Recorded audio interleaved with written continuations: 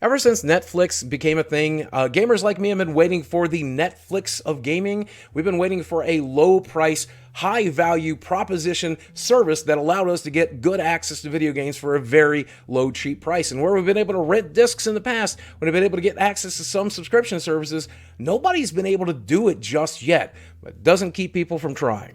Subscription services are all the rage when it comes to gaming these days.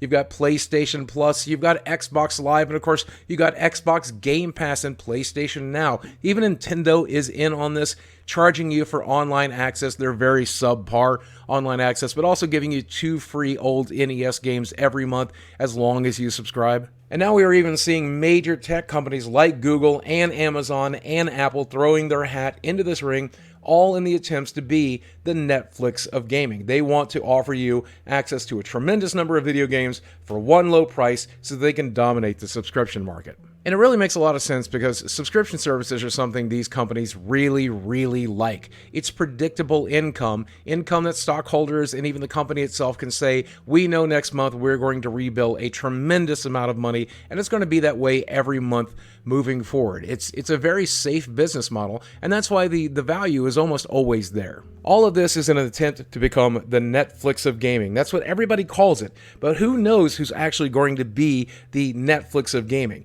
People have been trying to do this for almost a decade, and no one has succeeded just yet. There's money to be made, but no one has become the premier service just yet. And I want to take a look at the existing services and show you why none of them, I think, will become the Netflix of gaming with their current business model. Now, this week's video is sponsored by the folks over at Raid Shadow Legends, and if you know me at all, you know I play a lot of games like this on mobile, but this is probably one of the best of the best. We're talking about realistic graphics with a very cool, deep RPG system, and I think you should give it a look. There are dozens of heroes to collect, tons of gameplay modes, including raids and dungeons and story modes, and even PvP battles. And not only do you have plenty of characters to collect and tons of modes to show them off in, but there's a customization system, including the artifact system, that allows you to really deep dive the role-playing element of this game.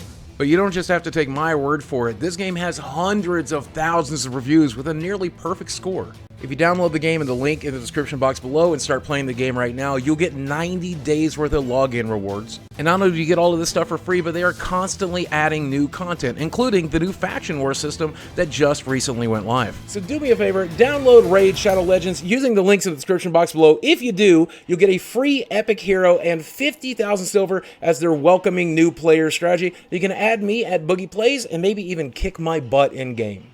Starting off with the worst of the lot, I think, is Nintendo Switch Online.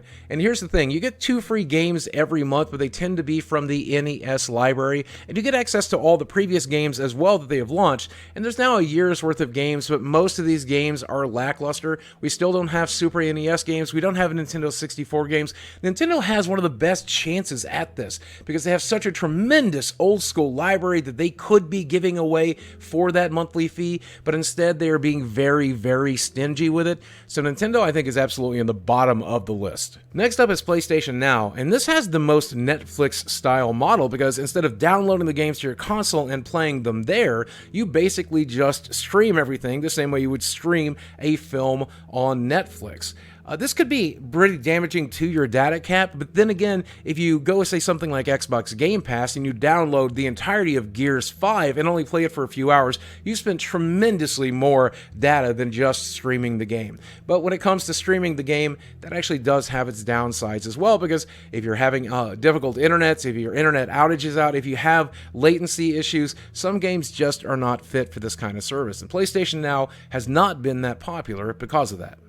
PlayStation was pretty much first to market when it came to the service, launching a few years back. The problem was the games library wasn't very good and it was very expensive. Now recently they have dropped the price because there's so much competition now. It's actually only $9.99 a month, which is a pretty decent deal. You can get 12 months for only $60, and that's a very good deal, coming down to $5 a month, but still not a lot of people are interested in this service.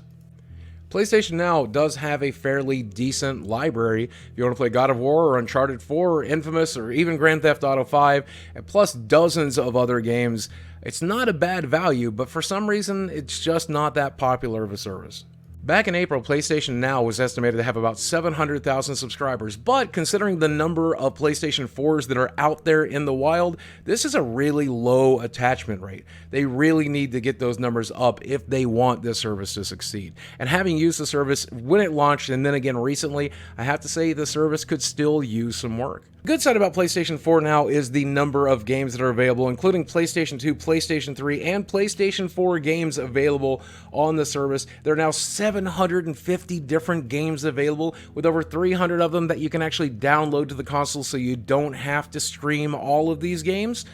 It's a fairly decent, robust value for $9.99. It's just surprising that it's so not popular. Next up is Xbox Game Pass, a service that I have bragged about on this channel many times before, saying it's a really good value.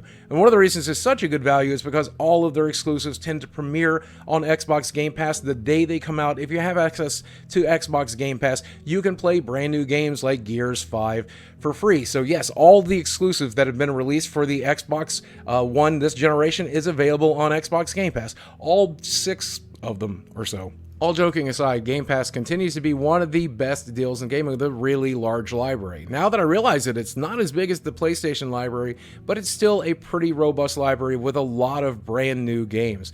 There's a lot of game turnover here too, by the way, so if you subscribe to this and there's a game you want to play, you might want to play through it quickly, because they do tend to disappear from here fairly often, but there's some really good games on Game Pass. Oh, when it comes to pricing, it's exactly the same pricing as you saw over there at PlayStation, except with the Ultimate Bundle, which also gets you gold for only $5 more a month at $14.99 a month.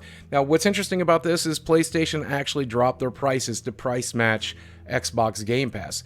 They want to make sure they stay ahead of Xbox this generation, and I don't blame them. And keep in mind, not only does Microsoft have Xbox Game Pass, it's also got Project xCloud, which drops in 2019, and that's their streaming service as well. Then Apple is trying to get in on this as well, and while most of these other subscription services will be coming to phones or are already there, Apple is doing it with native mobile games that are already on the iOS store. With 100 plus games, I have to say it's a fairly impressive library for mobile games. Apple realizes the majority of the games that people download on iOS tend to be free to start games or free to play games with microtransactions. So what they did here is they took a large number of games that generally cost $2 or $3, $5, even $10 or $15 to play, and then put them in this subscription service, giving you access to a whole bunch of games you might not have otherwise played.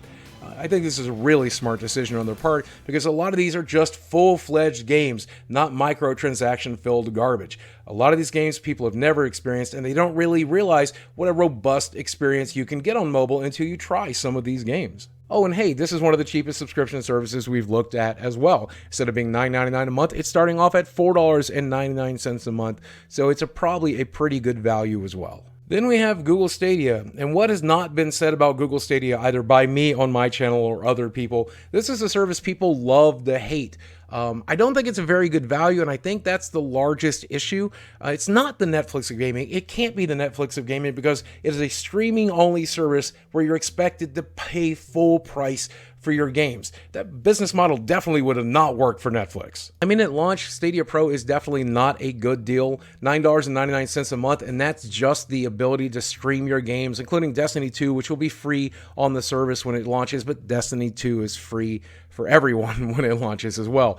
This does allow you to stream it up to 4K, 60 frames per second with 5.1 surround sound, but $9.99 a month just to play games you have to purchase, that's just not a very good deal. Now, when Stadia base drops next year, where you can stream stuff for free up to 1080p and 60 frames per second, I think maybe they have a chance there, but since you're still expected to pay full price for your games, it really doesn't count as the Netflix of gaming. As much as that's what they want to be, their business model doesn't even look like Netflix. So I think we can count them right out. And then, like we said at the beginning of the video, Amazon is throwing their hat in the ring as well, though we don't really know what their subscription service would look like. Is it going to look more like PlayStation and Xbox or even Nintendo, where you get access to a library of games for a one monthly fee? Or are they going to try to compete directly with Stadia?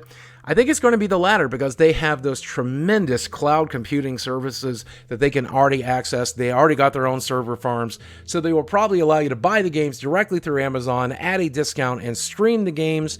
They might beat Stadia at their own game before Stadia even gets a chance to launch. So time will tell. Even the phone companies are trying to get in on this, by the way. Verizon now has a service they're calling just Verizon Gaming. It's basically early testers were sent an NVIDIA Shield set-top box, which, again, NVIDIA Shield has been at this for a while. It's not a particularly popular service either. So Verizon partnering with NVIDIA on this, I don't expect it to do that well, but it is someone else trying to become the Netflix of gaming.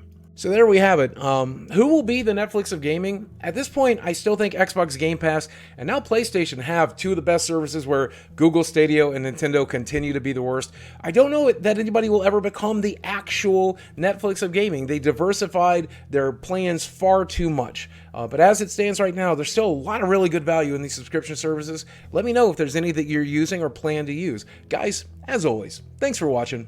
I love you very much, and I'll speak with you again soon.